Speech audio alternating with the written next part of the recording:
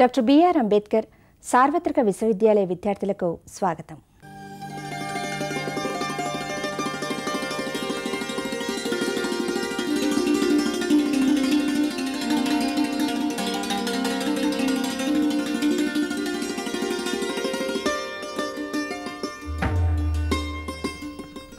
Today's topic for discussion is consumer buying behavior, and this topic is selected from the course or subject Principles of Marketing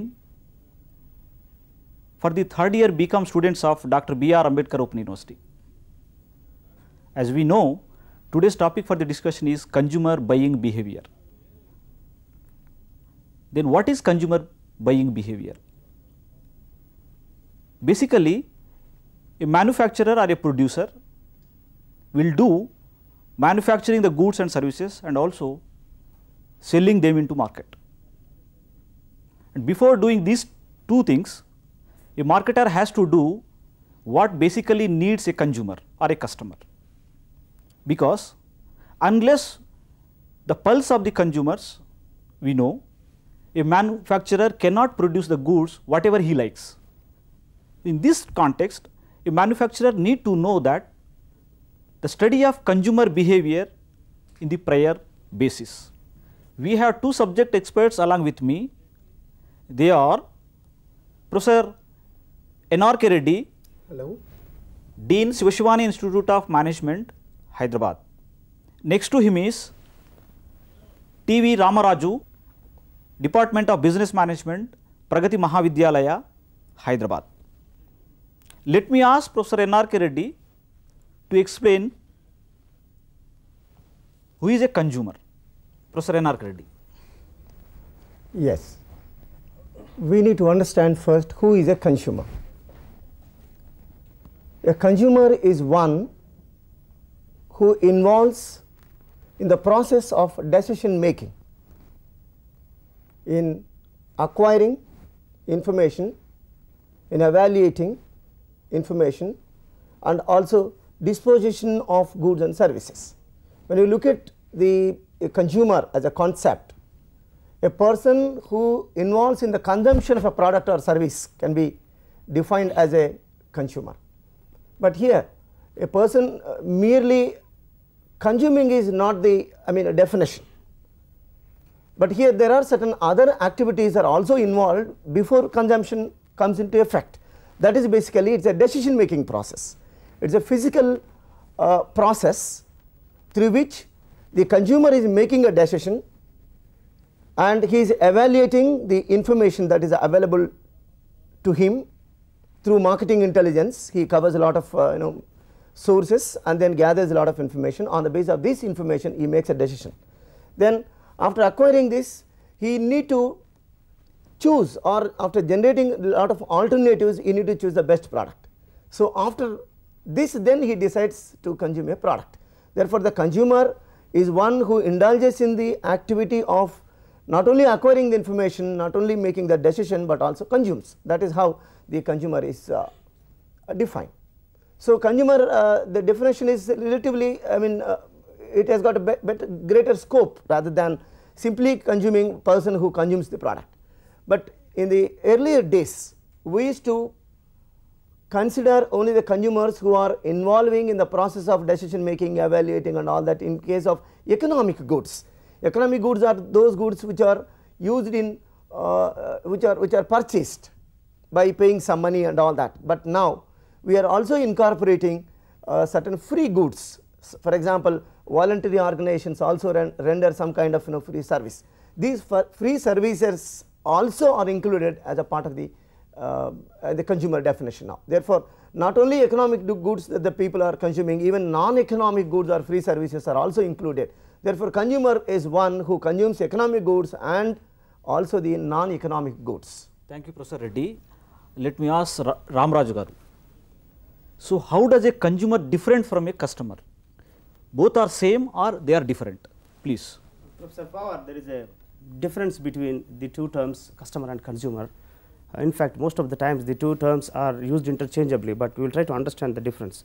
As Dr. Reddy has rightly pointed out, a consumer is one who typically engages in evaluating, buying the product, taking the purchase decision, consuming the product and disposing of the product. Yes. Whereas a customer is one who actually buys the product. Customer is explained in terms of specific organization, whereas consumer is defined in terms of the product he consumes. Let me quote an appropriate example where we can clearly differentiate between these two terms. I can say customers of McDonald's, consumers of pizzas. Now, this way we can clearly understand. Two situations are wisely before us that help us understand the difference between customer and a consumer. The first situation is when the good is provided free of cost. Where the good is provided free of cost, where no money goes out of the a person's pocket, we should call him consumer, but not a customer. An example is the consumers of government's midday meal program. We should not call them as customers. No, they are not customers. No money is going out of their pocket. They are just the beneficiaries. If I say customer, then he should perform, as Dr. Reddy has pointed out, the economic activity or an economic transaction. This is one situation that helps us understand the difference between these two. The second situation is a person who is buying the product is a customer. Next, Professor N.R. Reddy. Similarly, is there any difference between a buyer and the user? Yes, there is a certain difference between the buyer and the consumer or user. Buyer is one who goes to the retail outlet and buys the product. And when we say the buyer is going to the person and buying to the seller and buying the product, we are talking about the exchange process. So, the buyer is related to the exchange process. When we talk about exchange process, exchange of good and in terms of a cash, as against the cash. Now, I am paying money and in turn getting the commodity or service that I am wanting. Here the process is very clear that there is only a transaction process, but it is not necessary that a person who is buying need not consume the same product. So, the buyer is different, he may be buying for somebody's sake, and the consumer is one, he may not be the buyer, but he consumes because somebody else may be buying for him. So, in order to understand this, probably an example will make it very clear. Now, take an example of a small kid of 5-year-old and she pesters the mother that she wants a chocolate to go to the school. Unless you give me the chocolate, I will not go to the school. This is how the children behave. We all of us experience these kind of situations. Now, the mother pesters the husband to get a chocolate for the daughter, and then he goes to the nearby shop and then procure one chocolate for the daughter. By the time he comes home, the daughter does not accept this chocolate and she wants something else, some other chocolate. She is very particular about the brand of the chocolate that she consumes. So, finally, some other person will consume. So, look at this, the initiator is the daughter in the family with regard to the need, and she wants to fulfill that need. And then again mother is influencing the husband to procure that chocolate for the daughter. Finally, she does not consume, but somebody else in the family consumes. Therefore, somebody else is the consumer, the buyer is the father, the initiator is the daughter, and the purchaser or the buyer is the father. I think with this we can understand the difference between the user and the buyer. So, buyers need not be the users, but it can happen always. It cannot happen always like that, but sometimes it so happens the buyers also may be the consumers. For themselves they may buy sometimes. Thank you, Reddy. So far we distinguished or differentiated the concepts of consumer, customer, buyer and user. Now, we will know what is the concept of consumer behavior. Ramaraju garu. Consumers exhibit certain behavior while taking a purchase decision, while shopping in a store, while discussing about the products, while providing feedback, while consuming the product, while disposing the products. In all these activities, consumers exhibit certain type of behavior, and this behavior varies from person to person. Yeah. Marketers would like to know, understand and predict this consumer behavior. The basic purpose is either marketers try to mold themselves according to the consumer behavior, or they will try to influence the consumer behavior. Yeah. Now, in an attempt to study consumer behavior, marketers proceed forward with a discipline called consumer behavior, and in an attempt to that they will try to find out answers for certain questions, and 7 set of questions are given. I think a slide will help the audience to understand this. There are 7 set of questions. The answers of all these questions start with letter O, hence this concept is known as 7 O's structure. Yeah. If we understand these questions and answers, That means we are trying to understand the consumer behavior in detail. Now, the first question, if you look at market constitutes of whom, that means who are there in the market. Marketer tries to know that there are consumers, buyers, users, influencers, gatekeepers, different persons playing different roles. All these people are there. Each person carrying his own entity and his own emphasis in the field of marketing. So, market tries to know the answer for this first question. Then if you look at the second question, what do these occupants buy? This is also very important for the marketers. These days the answer is objects, that means goods and services.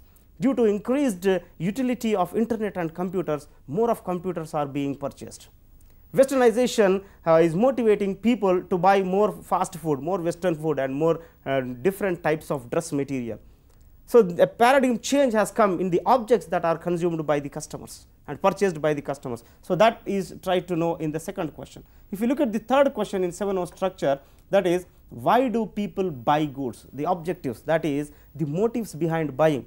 People may buy goods because they need, because their needs, tastes and preferences, because of the influence of society or culture. So, marketers would like to know why people buy goods, that means the objectives behind buying.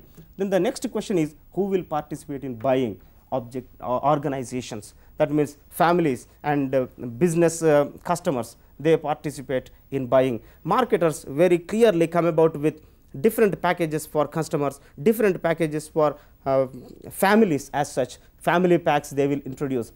So, marketers would like to know who will participate in buying, the organizations and their nature of consumption. The next one is how do the customers buy, that means operations, the way they buy. People are buying through different modes and means, the cash transactions, non-cash transactions, most of credit cards are used these days, even to buy petrol and even small things like footwear. If I wanted to buy for my pretty daughter, I will use a credit card these days. And moreover, if you look at the mode of purchase, people are buying in packed. Earlier atta, oil, people used to buy in loose, but now those products people are buying in packed form. So, the way people are buying the goods has changed very much. So, that is also very important. The next one, when will they buy? Marketers would like to know on which occasions customers buy products. Customers buy seasonal products during seasons, dress material, jewelry during marriage season and festivals and functions. They buy greeting cards during Valentine's Day and New Year's Eve and Christmas Eve.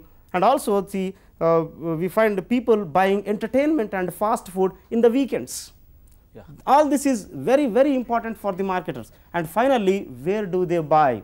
The outlets is the answer. That is also very important. The place of purchase has also changed a lot. People are increasingly showing inclination to buy at their doorsteps. Earlier, if I wanted to consume a burger, I had to go up to Pizza Hut or McDonald's. Of course, they are there here. So, I had to go up to the food house. But now I can procure a pizza to my doorsteps. Now, this is what is consumer behavior. Thank you, Mr. Raju, for giving 7O structure for understanding consumer behavior, what it is. And let me ask Professor Reddy, why do marketers need to study consumer behavior? What is the role of a marketer first? If you understand the role of a marketer and then if you understand the role of consumer behavior, then probably we will be able to match it clearly. The role of a marketer is to identify the needs of the consumer. Every consumer has got his desires, needs, wants, and to fulfill these needs, to fulfill these wants, we need goods and services. And companies or organizations are indulging in the process of producing these commodities and services. So, the marketer's role is in the process of identifying the consumer needs, whatever the products are being liked by the consumers, what the consumer wants, how I can meet that requirement. This is basically the problem of a marketer. So, to understand the need of the consumer, the marketer or marketers are striving today. And sometimes the consumer behavior is so complex that consumer wants some product, but the organizations are not able to understand the actual need and how this can be fulfilled. Therefore, the marketers are interested in identifying the needs, and they also indulge in a kind of exchange process. Exchange process, when we say how a good can be handed over to the consumer in order to satisfy his desires. This is basically exchange process. Now, this is the role of a marketer. Now, what is the role of a consumer and here? And the consumer behavior is very complex, it is not that easy to understand. Now, in the light of this, what we need to understand is how a consumer is behaving. So, the marketers need to study the consumer behavior. If they know in certain situations, as Mr. Ramaraj was rightly mentioning, why do they buy, what do they buy, when do they buy, how do they buy, where do they buy, these are the questions that Professor Ramaraj was trying to answer these questions. Marketers need to understand the consumer's requirement, and the consumers are also in search of the commodities. It is not that only marketers are always searching for this kind of information, and consumers are also equally searching for the right kind of products at the right place, at the right price, and things of that kind. Therefore, the consumers also need to gather information, assimilate that information, evaluate this information, and finally with the budget constraints, what is the best product that they can buy. Therefore, the marketing and the consumer behavior go hand in hand. The marketers need to understand the consumer behavior, the consumers need to understand the knowledge of the markets. Therefore, the marketing is directly related to the consumer behavior. Okay, Professor Reddy, let me ask Ramaraju Garu, according to your knowledge is concerned, as far as your knowledge is concerned, what factors influencing consumer behavior to buy certain goods or services? There are various factors influencing consumer behavior, Professor Anand, Pawar. If you look at this slide, we can understand that there are 4 factors influencing consumer behavior: cultural factors, social factors, personal factors, and psychological factors. I would like to emphasize on the first 2 factors, that is cultural factors and social factors. First we will look at social factors. Society, however, see, people live in groups. Man is a social animal. When a person is moving in society, that society will have its impact on him. So, first element in the social factor is social class. We all know that the social classes are 3: upper class, middle class, and lower class. Now, the class in which a customer falls will have its impact on his buying behavior. If a person falls under the upper class, then definitely he becomes more quality conscious. If we come down, a lower class person is more price conscious and less brand loyal. So, the type of class he is falling in will determine his behavior. The second element in social factors is formal groups and informal groups. People, as I have mentioned, live in groups, move in groups. People get together in a formal way, that is, in an organization whose structure is defined, the roles are mentioned. These are known as formal groups, like a Lions Club, a Rotary Club, the member of Doctors Association or Bar Association, all members of production department of an organization. These are formal groups. Now, all the members of these formal groups behave in a certain way. Then there are other types of groups in the society called informal groups. People, due to mind matching, due to various factors, people get together and they form into social groups. Now, these social groups, like social circles, they have their influence on individual behavior. And the last factor in social factors is, last element is family. The family from which a person has come, is brought up, determines his behavior. If he has come from an orthodox family, then he purchases light colored dresses, and he would like to prefer to consume very less spicy meal. Then he is less inclined to the westernization process. If he comes from a nuclear family, which is an urbanized family, then the way he behaves is different. So, social factors like this will have their impact on individual behavior. If you look at cultural factors, obviously man lives in a culture. Culture is learnt. There are 2 concepts in this learning culture: enculturation and acculturation. When a person learns his own culture, then that is what is known as enculturation. Let me emphasize on acculturation that is going on in India as of today. People are increasingly adopting foreign culture, Western culture particularly, and that foreign culture adaptation has created a big market for fast food, for pop music. So, there are jeans pant, etc. So, this acculturation is determining the way a particular consumer behaves. Now, in this way there are various factors influencing consumer. Okay, apart from this, Professor Reddy, is there any other factors which is influencing the consumer behavior? Yeah, I would like to supplement to what Professor Ramaraju was trying to say. If you look at the cultural factors, the culture itself is a dynamic, Yes. and it is enduring. When you say dynamic, what is today accepted as a culture, tomorrow it may not be accepted a culture. Over a period of time, the cultures also undergo change. Sometimes the change is dramatic, and sometimes the change we are not able to even guess that kind of change is likely to occur. Now look at the cultural change that is happening in the lifestyle of a woman. Few years ago, eating outside the family is considered to be something like a sin. 20 years ago, 10 years ago, a housewife always used to grumble when a male member eats outside the family. Now today, with the changing environment and all that, the same housewife complains if you do not go out for a meal on say Saturday evening or maybe Sunday at the weekends, and what do they think about me, and they consider that our family is not a light family. So the same woman over a period of time changing. As a result, the culture is not something like a static, it is enduring. Number one, it is also dynamic. Therefore, as culture changes and our habits and our fashions undergo change, and our lifestyles are also undergo change. So culture itself is dynamic, therefore no culture is a permanent. As Mr. Ramraj was trying to say, that we are trying to imbibe others' cultures, because we are emerging as a global society today. All these cultures were confined to our we are confined to our cultures before. Now we are trying to imbibe the others' cultures, because we are talking in terms of the global village. Everything is changing, we need to change, otherwise we will be isolated. Therefore, probably over a period of time we may have to practice the global culture. Wherever you go, the culture is more or less same. There may be minute differences in culture, and probably that may not influence the buying behavior to a greater extent.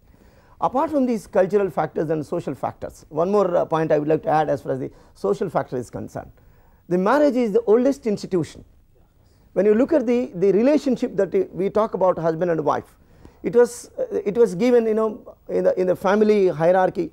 Father is undisputed leader, and then housewife is used to accept the leaders and all that. Now housewife's role is also increasingly becoming more and more important in the development of the family, because they are also educated, and to a greater extent the woman contributes to a greater extent in the cultural development of the family. That is the reason we say mother is the first teacher in the family. So these are the social factors that also influence the purchase behaviors. And when you come to the social behavior, again we talk about the importance of the children. Now look at most of us have a perception that when you are buying some kind of food items like a dal, we feel that the housewife is the decision maker. But in reality, housewife is not the decision maker, but the child in the family decides what to cook and what not to cook in the family. And then father and mother become secondary, and the child is playing a greater role. Therefore, the child is asking for a particular dal as a result, and the parents are expected to buy that, and they sacrifice their desires in order to fulfill the desires of the children. And this is how the social factors are also changing over a period of time. But 20 years ago, the children do not have this kind of decision making role. So this is how the changing cultures and changing social factors also influence the buying behavior. Apart from this, we need to look at the personal factors. What are these personal factors? These are basically the individualized factors, something like age. The age differentials make the buying behaviors different. Look at a child. Child wants say chocolate. A grown up adult probably looks at a burger he wants to consume. He looks at mostly say foods that are available in the bakery shops and all that. So age is one criteria, and children will prefer some kind of products, elderly people prefer some kind of products, senior citizens after their retirement their attention goes into the devotional things. They buy certain religious books and all that, and they spend more time in temples and in the social service and things of that kind. So age is one factor that influences the buying behavior of the people. Similarly, the life cycle is also equally important. It is connected to the earlier point. In individuals' human life cycle, if you look at the various stages, starting from Balya Dasya to the Vruddhapya Dasya, or the child state to the final old age state, there are various stages that are evolved over a period of time. And depending upon the stage of this life cycle, and the purchase behaviors dramatically change.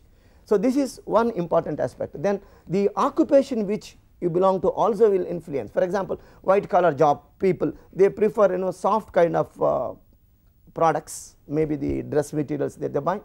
And look at the elite people, they prefer to buy a kind of soft toys for the children. And then so education level and all these factors also influence. If you look at a blue collar job, they prefer dark colors, and then probably they buy kind of garments which long for longer time, which these are the kind of the purchases they indulge in. Then Economic status is another important variable as a personal factor.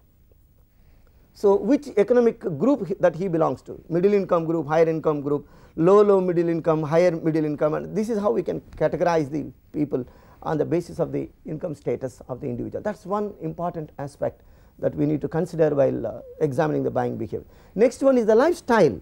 I think Mr. Ramaraju was also referring to this point some time ago. The lifestyle, urbanites will have a different kind of lifestyle compared to the rural people. A person who is coming from rural areas and settling down in urban area, though he is living in urban area, but still his consumption habits are traced back to the rural, the brought up. Therefore, this is how the lifestyles and the brought up and the children of the elite people and then rich families are their buying behaviors are distinctly different compared to that of people living in rural areas and coming from remote villages particularly.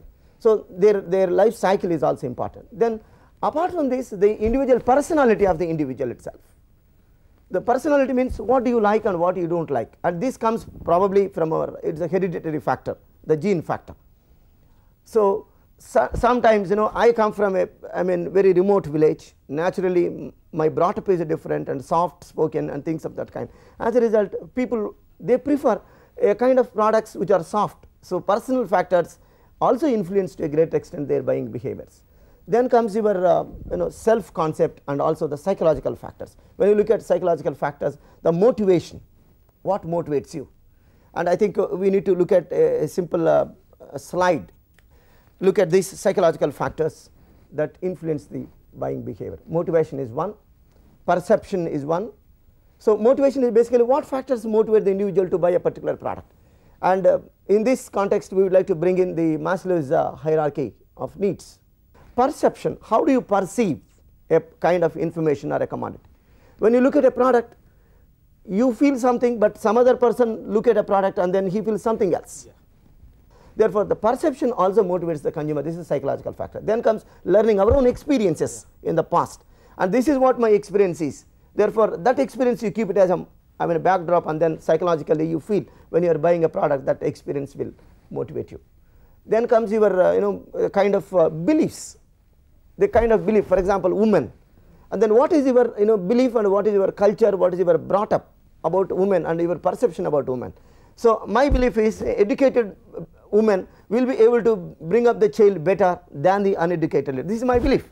And similarly, when you talk about while buying a product, see, you look at the quality of the dress, and if it is a thick, you think that it is going to live for a longer. Yes. And high price commodities are considered as a high quality products. These are our beliefs. Yes. So, on these beliefs also we try to influence the behavior. Then last one is attitude, and your attitudes which are framed already, that means how your predisposition is. That means you have already certain attitude about a particular product. So, it is difficult to come out of that attitude all of a sudden. Therefore, your attitude influences to a great extent with regard to the consumer behavior. And let me thank Mr. Ramaraju for coming over here and sharing his views with regard to consumer buying behavior, and he enlightened our students to know about consumer buying behavior. Professor N.R. Reddy, thank you a lot for coming over here. Thank you very much. మా కార్యక్రమాలపై మీ సూచనలు సలహాలు తెలియజేయండి. మీ సూచనలు సలహాలు తెలియజేయవలసిన మా చిరునామా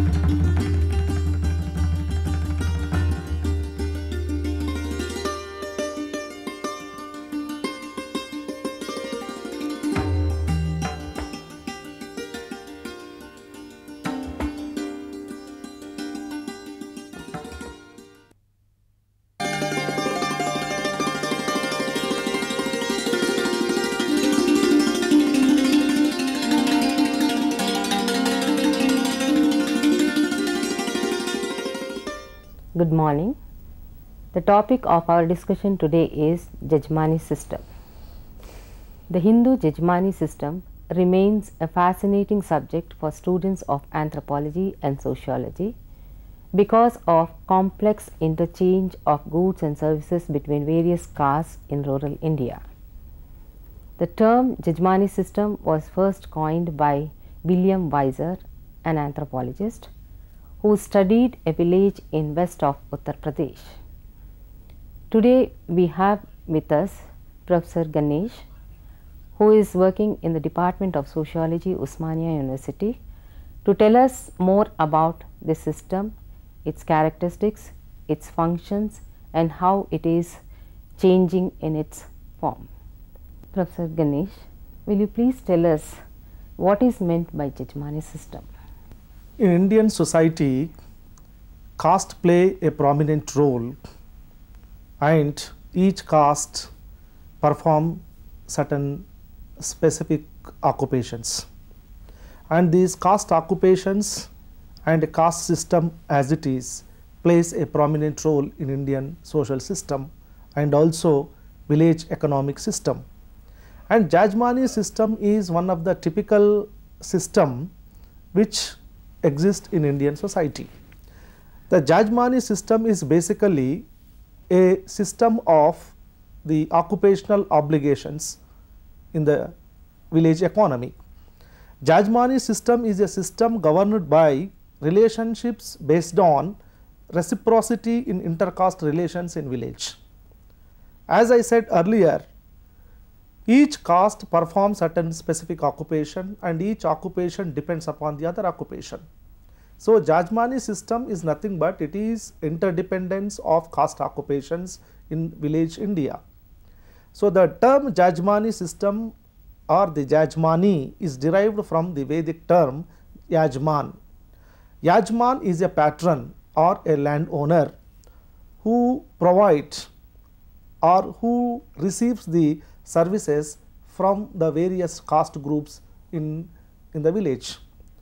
The people who rendered services to Yajman were collectively known as Praja.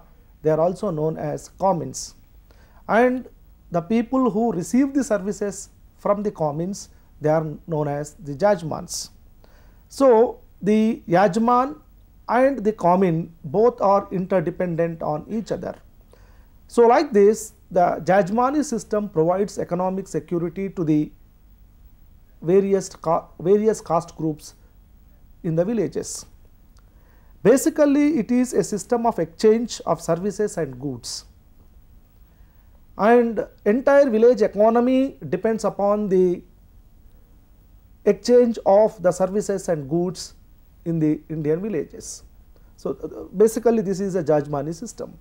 As Madam said, the word Jajmani system was first written by the William Weiser in his book Hindu Jajmani system, and as far as Jajmani system is concerned, we can find three aspects. Number one, in every village we can find different caste occupations, because most of the Indian villages are multi-caste villages, and all these caste occupations revolve around the agriculture, because agriculture is the important occupation for majority of the people in the village, and most of the people either directly or indirectly depend upon the agriculture. At the same time, agriculture needs certain services, needs certain tools for the performance of agricultural activities, and these tools and services are rendered by the different caste groups in the village. And here, whether the agriculturist or the other caste groups, they directly or indirectly depend upon each other in order to fulfill their economic needs in the society. Jajmani system consists of certain specific characteristics, but first let us know in which places we can find this system. As far as Jajmani system is concerned, it is visible in the eastern part of UP, Malabar and Cochin areas, Karnataka, Andhra Pradesh, Gujarat and Punjab, and in these states in most of the villages we can find the Jajmani system. As I said, in the Jajmani system agriculture plays an important role, and mostly the landowner is considered as a Yajman, and he receives the services from the various caste occupations like carpenter, blacksmith, goldsmith, washerman, weaver. Like that, he receives the services, and in return all these caste groups share the food grains produced by the agriculturist or produced by the Jajman. And as far as the payment is concerned, in the Jajmani system, mostly Yajman pay to the commune in the form of kind or cash, but mostly the Yajmans pay to their communes in the form of food grains during the harvesting season. And let us discuss about the characteristics of Jajmani system. First one is, Jajmani system implies traditional occupational obligations between castes. It forges interdependence of caste. Here the servicing caste called communes and the recipients of the services called Jajmans. Both are dependent on each other for the fulfillment of their economic needs. This is first characteristic. And here in the Jajmani system, each caste and its occupation is very, very important for the very survival of the villagers, because each caste occupation is important for the smooth functioning of the economic activities of the village. For example, an agriculturist is essential to provide the food grains for all other caste groups. Similarly, agriculturist needs to receive the services from certain communities like say carpenter. A carpenter prepare the tool like a plough and supply it to the Yajman. So, without the plough, a Yajman cannot cultivate the land. Similarly, a goldsmith, a blacksmith, a weaver, and everybody is important in the economic system. Similarly, the communes depends upon the Yajmans for their survival, and Yajman take care of the necessities of the communes. So, like that, both of them, communes and Yajmans, depends upon each other for their economic needs. Secondly, this system establishes closer family links. In fact, Jajmani system, it is not a contractual relationship or an individual relationship, but it is a long term relationship. It is a caste oriented relationship, because it continues from one generation to another. The bondage between the Yajman and commune continues for generations together. That is why we can say that these Jajmani links are found between families rather than the castes. It is not simply the relationship between two caste occupations, but it is a relationship between the various families within the caste. For example, a family of a Yajman receives the services from a particular family of a particular caste. A Yajman cannot receive the services from any family of a particular caste, because both for Yajman and for communes, these families are like property.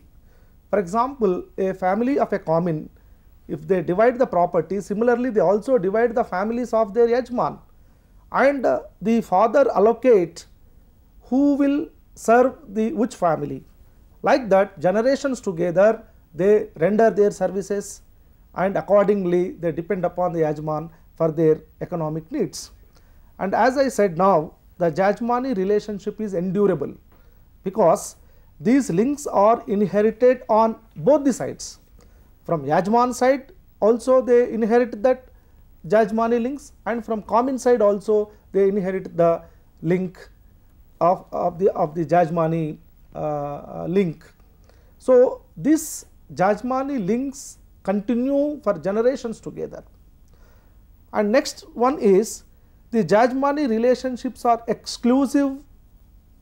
How it is exclusive means, rendering services and receiving services must be between particular families only. As I said now, once the relationship is established, they cannot break it, and they cannot come out of that bondage.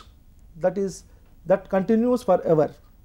And in the Jajmani system, payment is made in the form of kind and sometimes in the form of cash. So, like that, these are the some of the important characteristics of Jajmani system. And another one is the Jajmani system are multiple. This relationship is not restricted to economic exchange alone. As of now, we have discussed that both that means the servicing costs and the served costs both dependent on each other for economic needs. It is not just economic needs, even for other activities, security also. Even for social security, and the common costs are involved in the ceremonial Rituals. functions also. And even in the village, if any traditional ceremony is there, all the caste groups are supposed to involve in that. Like a Brahmin is important, a barber is important, a carpenter is important, a blacksmith is important, like everybody is important for the ceremonial functions. So, like that, it acts as a solidarity. That is why one of the another feature is that Jajmani system adds to the village solidarity. In fact, in the Indian villages, caste groups are arranged in a hierarchical order, that is that it looks like a vertical structure, and this Jajmani system tries to provide the vertical solidarity in the village system, so that each caste support the other caste, not only from occupational point of view, even from the social point of view also. So, like that, the Jajmani system weld the different caste groups into a unified group, so that they can protect the village traditions, and they can serve each other, and they can support each other, so that they can continue their life for generations together without any problem. Professor Ganesh, what were the various castes which provided services to the patrons or the Jajmans? Yeah, under the Jajmani system, the patron receives the services from the various caste groups for their economic activities and religious activities and social activities. The patron receives the services mainly from the artisan communities, like carpenter, blacksmith, weaver, goldsmith, washerman, barber, and also from the priest. And here always the services received by the patron need not be traditional, and they need not have the traditional bondage between the patron and the common. For example, take a priest. A Brahmin goes to the patron's home and perform the function. So, here Brahmin going to the patron or an agriculturist as a common and receives the payment in the form of kind or cash. But at the same time, a person belonging to some other caste may also go to the priest as a common, then the Brahmin become a Yajman. So, like that, each caste sometimes they perform a role of an Yajman and sometimes they perform a role of a common. So, in the village system, agriculture is a central point and all other caste occupations revolve around the agriculture, as I said earlier. For example, a carpenter prepare the different tools and give it to the agriculturist. Similarly, agriculturist receives those tools and provide them economic security by providing the food grains. Similarly, the blacksmith provide his services to the agriculturist, and also weaver produce the cloth and supply it to the agriculturist. Similarly, a priest render his services to the agriculturist. Similarly, a washerman wash the clothes of the agriculturist and receive the food grains. Like that, all these agricultural communities share the production of an agriculturist. Like that, in all the activities they support each other, both in economic as well as the social activities. So, that kind of social bondage can be seen in the Jajmani system. Now, will you please tell us something about the functions of this system? Does this system have any functions for the society? Yeah, system has its own functions. As far as Jajmani system is concerned, it performs 3 types of functions. Number 1 is economic function, number 2 is a social function, number 3 is a religious function. As far as economic function is concerned, as I said earlier, all these caste occupations are interdependent on each other. The serving castes provide the services to the various caste groups in villages. For example, take the carpenter, blacksmith, goldsmith, weaver and washerman communities. All these castes provide their specialist services to all the villagers in the society, and at the same time they also receive certain services from other caste groups. Similarly, the serving castes, by providing their specialist services to the Jajman, they in return they receive the we can say the food grains or cash, payment in the form of cash. Payment in the form of the cash or kind. This is an economic function, and so far we have discussed that how each caste is related to each other. As I said earlier, each caste has its own importance in the village economic system, like agriculturist, a carpenter, a weaver, a Brahmin, everybody contribute for the village economy. So, from the economic point of view, every occupation is important for strengthening the village economy. At the same time, social support, as far as social functions are concerned, in all social activities they support each other, whether it is a festivals, whether it is a social activity, whether it is a political activity, all these caste groups support each other and they lead their life in a collective way, though they have caste inequalities.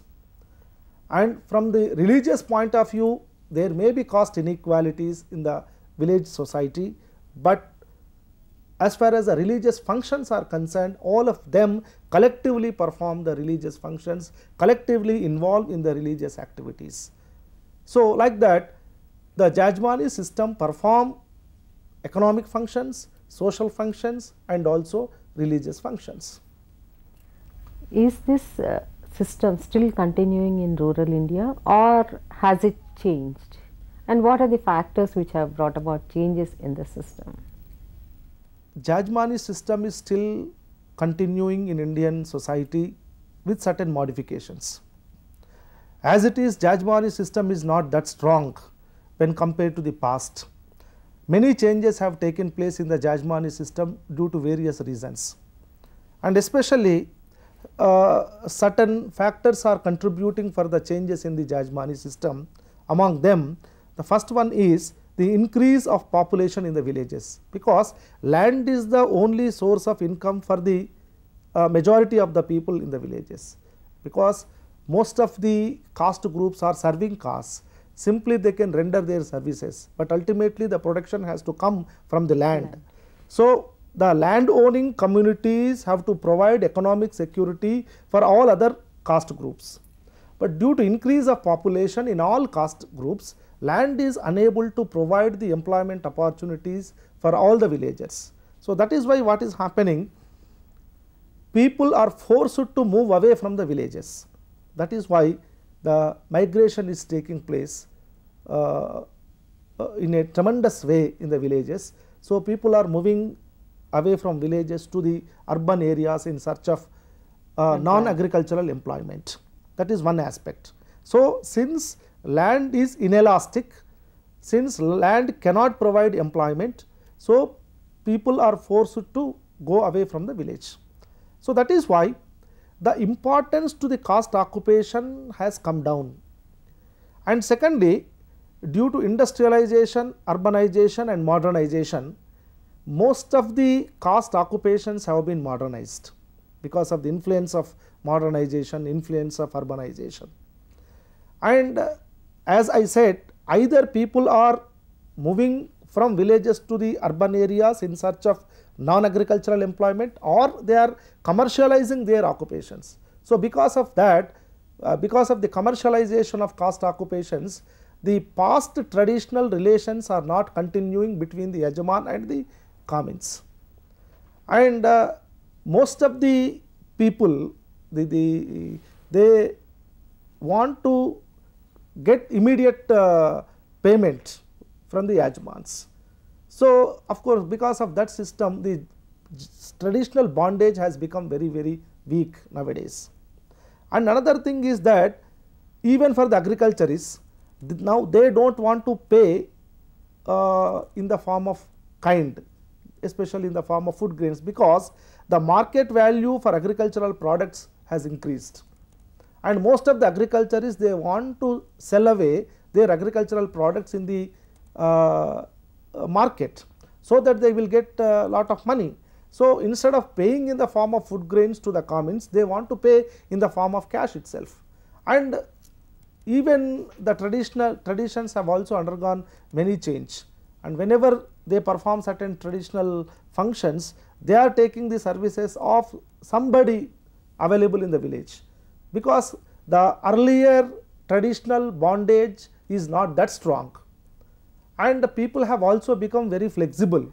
Earlier, supposing if a Yajman takes the services from other than his traditional family, simply the common families used to object it, but nowadays even the common families are also not objecting to take the services from some other person. So, that is why the Jajmani system has become weak.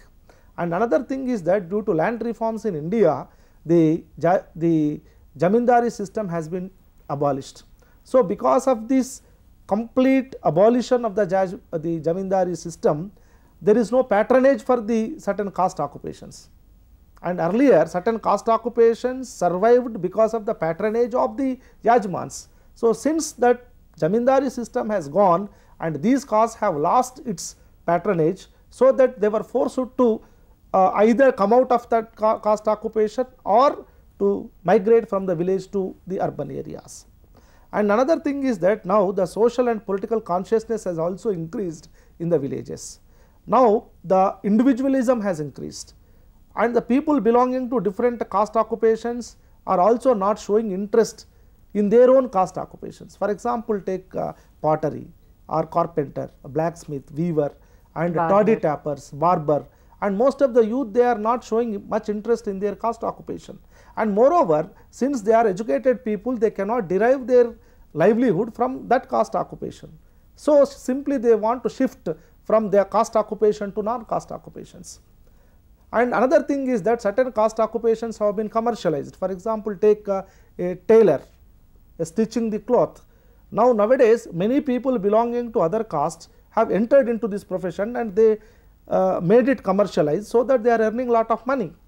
So, now the situation is like that a person need not stick to their own caste occupation, simply they can shift from one caste occupation to the other caste occupation.